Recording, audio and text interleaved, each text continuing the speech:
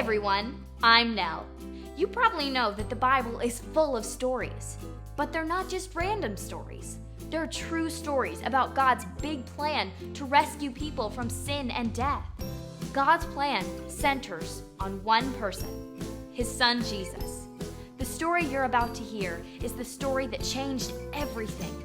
It's about how Jesus saved sinners like you and me.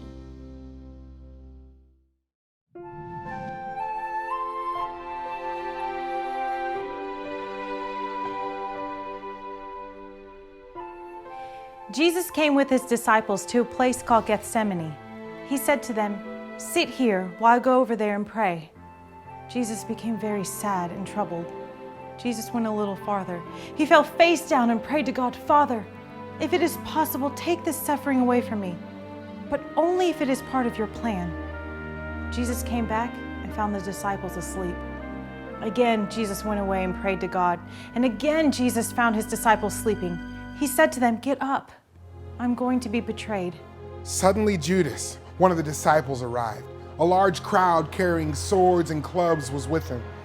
Judas kissed Jesus so the crowd would know who Jesus was. The men grabbed Jesus and arrested him. Peter pulled out his sword and tried to defend Jesus, but Jesus told him to stop. Jesus' followers ran away, but Peter stayed nearby. A slave girl saw him and asked, "Aren't you one of Jesus' disciples?" "No, I'm not," Peter said.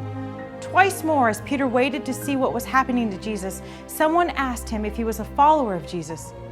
Peter denied it.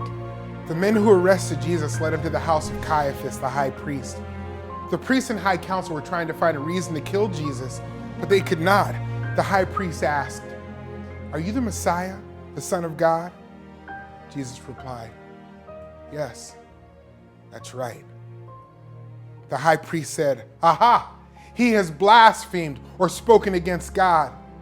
Jesus told the truth, but Caiaphas and the council did not want to believe Jesus was God's son. They said Jesus was lying, but Jesus cannot lie. The crowd answered, "He deserves to die." They spit in Jesus' face and beat him. The next morning, the chief priests and elders led Jesus to Pilate, the governor. "Are you the king of the Jews?" Pilate asked.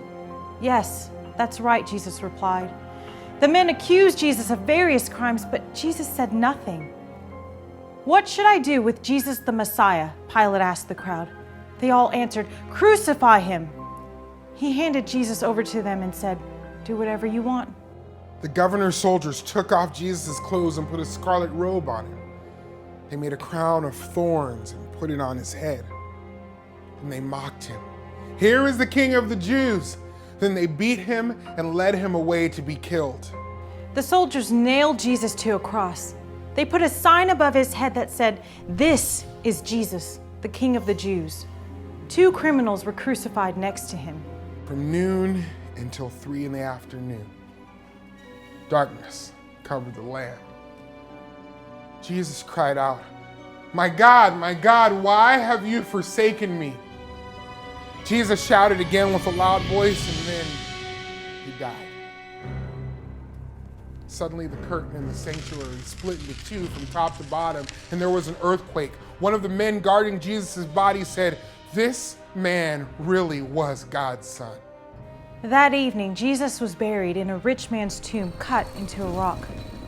A great stone was rolled in front of the tomb so that no one could steal Jesus' body. 3 days later, on the first day of the week, Mary Magdalene and the other Mary went to see the tomb. Suddenly there was an earthquake as an angel of the Lord came to the tomb. He rolled back the stone and was sitting on it. The guards were so afraid that they fainted. The angel spoke to the woman, "Don't be afraid. I know you were looking for Jesus, but he is not here. He has been brought back to life, just like he said he would. In fact, he is going ahead of you into Galilee." The women left the tomb quickly and with great joy. They ran to tell the disciples the news. Just then, Jesus met them. "Good morning," he said. The women worshiped him. "Don't be afraid," Jesus told them. "Go, tell my brothers to meet me in Galilee. They will see me there." The crucifixion and resurrection of Jesus is the center of the gospel. We deserve to die because of our sin, but Jesus died in our place. He was the blood sacrifice made once and for all for the forgiveness of sin. God was pleased with Jesus' sacrifice and raised Jesus from the dead to reign as king over all creation.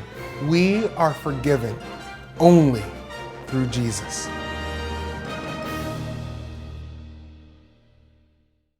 Wow, this is the story of what Jesus did for us. It's the gospel, good news. But the story isn't over. God's plan didn't end with Jesus' death. As you heard, he was raised from the dead. Right now, Jesus is alive. He's sitting in heaven at the right hand of God. And one day, he will come back and make all things right.